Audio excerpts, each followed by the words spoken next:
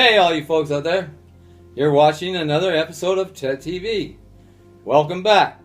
I thought I'd do a pre-holiday show, discuss a few things, because quite frankly, folks, the turn of events is just really gotten bizarre. I was thankful for the outcome of the elections. I was very, very apprehensive, very tense, very stressed out on this Hillary rotten Clinton, the Wicked Witch of the West. Probably the most evil, rotten criminal we've ever had in the history of this country. I just couldn't. I shuddered to think that if she could get in, why would anybody even let her get in? Because she's just so wicked, so evil, so devious. So I could go on and on about that, but I'm not. But anyways, it turned out that Trump did win, and that was a surprise to a lot of people. But the thing is, right away, they start harping he's a racist and all this, and he's anti-Mexican, anti-Latino, and all the groups come on. The blacks are all pissed off, and they think he's a Russian, think Trump's a Russian agent, and he's like KKK kind of guy, and just total racist. So this Hungarian piece of shit billionaire, George Soros, he hires people. He hires paid officers. He pays them. He buses them all in. It's a staged event. The protests start, and George Soros hires all these people for $10 an hour to hold signs up and chant through the street and yell and burn American flags, and just cause, it was all staged. He wanted them to protest. He paid them to protest. And then he said, well, I'm going to have to pay them a higher wage. I'm going to have to get more of these people busted in. We're going to have to pay them more money, and we're going to have to keep these protests going, these anti-Trump protests.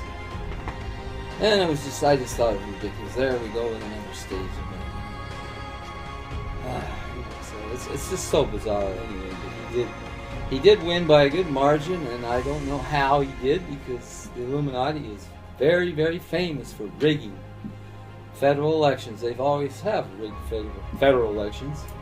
It seems to me that most of the time, nearly all the time, the pre-selected candidate that they want always wins. But this time, thank God, the Wicked Witch of the West didn't win. I mean, we might have, at least we got a little bit of a reprieve, right? I mean, because President Vladimir Putin said, with his cabinet aides, he said if Hillary got in, if Hillary won the White House, he wasn't going to wait around.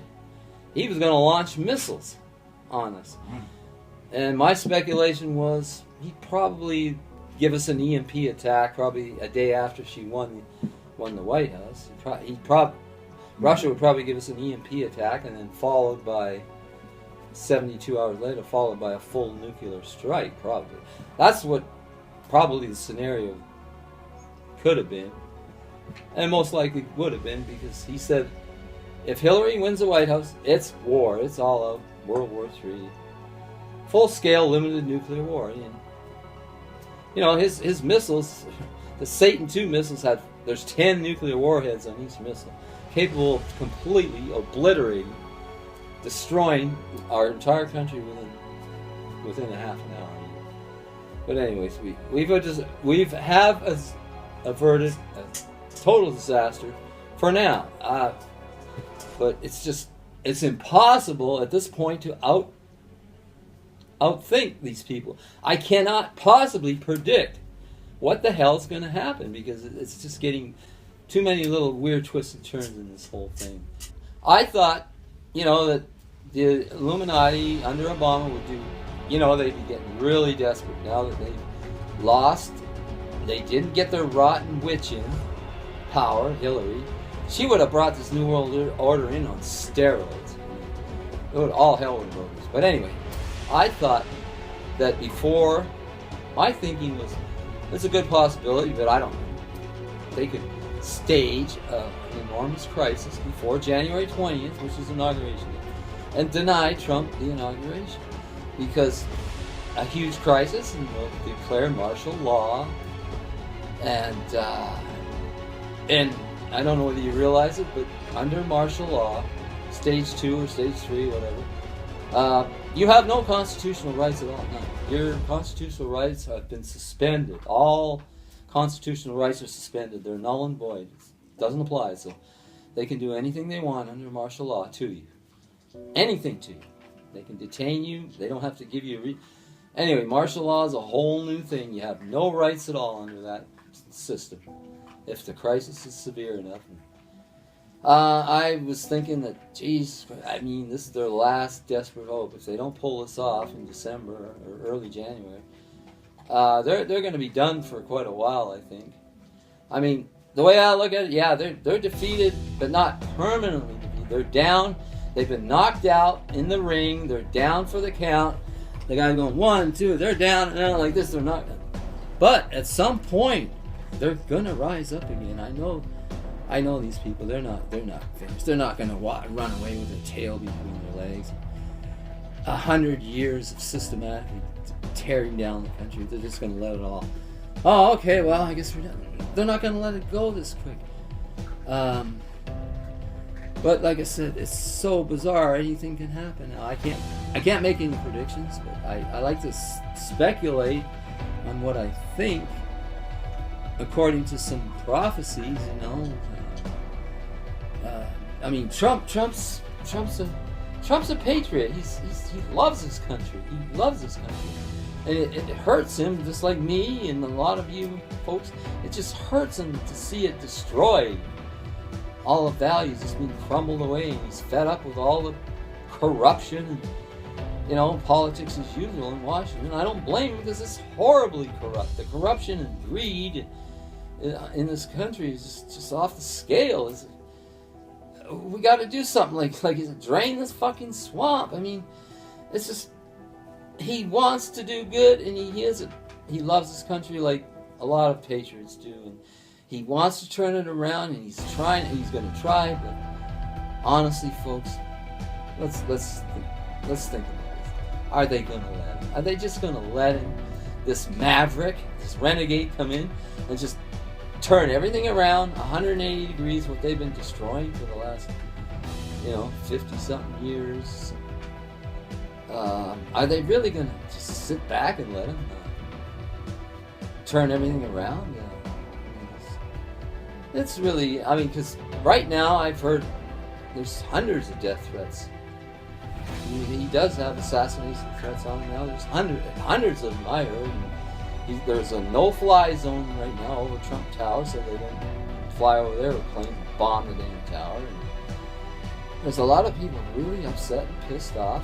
There's a lot of ignorant people in this country that don't realize what we'd have if we had Hillary, that they'd probably be being marched off to Camp FEMA for execution. They don't realize how horrible it would be, how much worse it would be with Hillary. I mean, yeah, I don't think he's a racist. I mean, he wants illegal aliens by the millions, tens of millions. He said 30 million, 50 million. Who knows? There's probably 50 million here illegally. He just wants them to come in through the proper procedures, the proper documentation. Go through the process properly to be in here. Not just come in here illegally and then have Obama say, oh, okay, I'll grant you amnesty. Yeah, you're in. And I'm going to load you up with all these benefits. You're going to get free medical, and you can get Social Security after 4 quarters of work. And you can get more medical benefits, and you can get more benefits than American citizens because you're an illegal alien. I'm going to give you all that. And he has. He's loaded the system down like the Clower. I don't know if folks have ever heard of the Clower and Piven strategy, where you just take the system and you just load it up and load it up and load it up and load it up with entitlements, freebies, welfare, all this stuff, free medical, all these, millions of aliens come in and they get better medical, everything free. They get more benefits than I could ever get. They even get more benefits than military retired people. And they're illegals, and they're here, and they get everything. But that's Obama. He wanted it. He just gave them everything. But Trump believes that if you're going to come in, you're going to come in. with documentation. You're going to go through the process the right way. You're not going to come in here illegally and get amnesty. And I think that's part of it. I think it should be that way. Obama has no business giving all these 35 to 50 million people, illegals, just amnesty. Say, hey, okay, here you are. You're in. I grant you amnesty. You're here. You don't have to do anything. No paperwork. I'll flood you with all the benefits you could possibly need. But anyways, he's pretty conservative. At least he's not out to get you. He's not out to get you and march you off to Camp FEMA for execution. You know, he would like to see you, have a decent living, a decent job, a decent wage, and bring back some jobs here and stop all this job farming out to Asia, China, Singapore, or wherever, Mexico, South America. All our jobs are being outsourced to all these places for obvious reasons. These people work for $1 an hour or $2 an hour. They have the child slave labor in all these countries. Children are slave labor in a lot of these countries. And the multinational corporations like that because they move there and get dirt cheap wages, no benefits for the workers. So guess what? They made 10 times the profit on paying some Chinese or some guy, $1 an hour, $2 an hour, versus paying the guys over here $20 to $30 an hour. That's the reasoning for all the outsourcing. We have a stock market euphoria. It's a Trump stock market euphoria. There's no fundamentals behind this rise in the stock. No fundamentals. It's just Trump euphoria.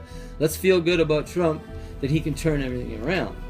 And the stock market, the indices, Dow Jones, the S&P, and all that, they're soaring up now. They're like 19,000 on the Dow, and it's just a little bit of Trump euphoria that people are feeling good that he might actually be able to turn things around, and we might enjoy some prosperity for a while. And we probably will for a little short burst of prosperity. But folks, don't lay back and get complacent. Don't count on this prosperity. Don't think that it's going to go on for years and years and years, and 5 years, 8 years, 10 years. It's not going to be ever like the good old days in America. We're not going back to that. It's too late. I mean, we can't possibly go back 50 years to the good old days, the happy days, the Leave the Beaver days, when we had moral values, and, people were happy. We can't get there, but I believe we can have a short burst of prosperity under Trump. So, but I'm saying, don't get so complacent and laid back, and just forget about everything, that nothing's gonna threaten us, our freedoms again, and stuff like that, because I believe in Bible prophecy, you watch my other shows, I've said it there a few times, that, the Antichrist rises up, it's Bible prophecy, probably in the middle of World War III, he rises up and comes in and makes peace with the nations. The nations make peace, they lay down their arms, and this is how the Antichrist is most likely to come in, is under World War III. That kind of absolute total chaos, he rises up into that situation, makes peace. And I still think we're going to have that at some point in time, and we'll see what Trump's going to do. We'll see whether they let him do anything. We'll see whether they assassinate him. There's a good possibility he will be assassinated. Like I said, they're not going to give up this quick, this easily. They're down for the count, and they're gonna. Yeah, we're gonna wait and see what they're gonna do. But I can't believe they're just gonna sit back and lay down and take it and say, fuck, throw up the white flag, we're done. We tried to bring in the New World Order, but this renegade Trump came in and he just upset our New World Order apple cart. He just upset our apple cart, and we're all pissed off now. We're trying to figure out what the hell we can do to regroup and continue on with our Agenda 2030. We're not out of the woods. This is not, happy days are here again. Okay, so just be cautious. If you believe in the true God and the true Christ, just keep believing. Don't let your guard down. Don't let your guard down, and don't fall for all this phony prosperity if we have it. Love you guys. God bless you guys.